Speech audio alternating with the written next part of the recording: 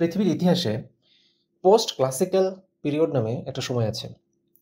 সেটা হচ্ছে ৬০০ খ্রিস্টাব্দ থেকে মোটামুটি ১৪৫০ খ্রিস্টাব্দ পর্যন্ত। এই সময়টিকে ইতিহাসবিদরা সাধারণত যুদ্ধ জয়ের ইতিহাস কিংবা রাজ্যের সীমান্ত বদলের ইতিহাস বলে ধরে থাকেন। তবে এই যুগের সবচেয়ে বড় পরিবর্তন এসেছিল দুটি পথে। এক হচ্ছে ধর্মীয়, দুই হচ্ছে বাণিজ্য। এই সময়টায় বৌদ্ধ ধর্ম, খ্রিস্টান ধর্ম এবং ইসলাম এই তিনটি ধর্মই ব্যাপকভাবে ছড়িয়ে পড়ে।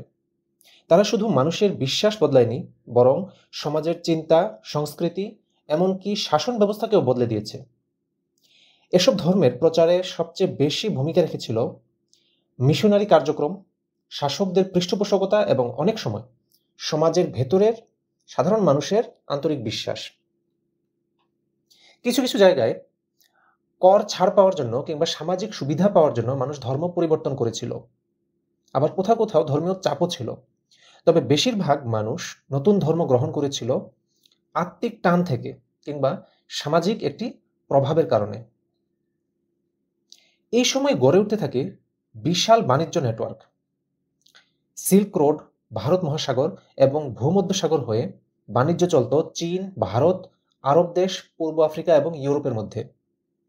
এমনকি দূরবর্তী অঞ্চল যেমন পশ্চিম আফ্রিকা, জাপান, ইউরোপের উত্তর পশ্চিম দিকেও এই বাণিজ্য নেটওয়ার্কের অংশ হয়ে পড়ে।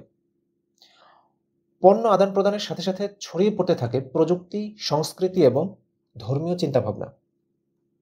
এক্ষেত্রে সবচেয়ে চমকপ্রদ একটি বিষয় হচ্ছে, আমরা অনেক সময় ভাবি যে ধর্ম আর ব্যবসা একে অপরের বিপরীত, অথচ ইতিহাস বলছে যে এই দুটি একটি অপরটিকে সাহায্য করেছে।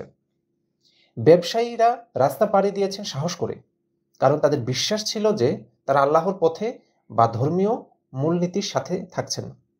আবার এই ব্যবসার মাধ্যমেই ছড়িয়ে পড়েছে ধর্মীয় বার্তা। সুতরাং আমরা দেখতে পাই যে ৬০০ থেকে ১৪৫০ খ্রিস্টাব্দ পর্যন্ত সময়টা ছিল বিশ্বাস আর বাণিজ্যের যুগ। এ যুগে ধর্ম কেবল মসজিদ কিংবা গির্জার মধ্যে থাকেনি, আর বাণিজ্য শুধু টাকা পয়সার মধ্যে সীমাবদ্ধ ছিল না। তারা একসাথে বদলে দিয়েছে পৃথিবীর ইতিহাসের গতিপথ।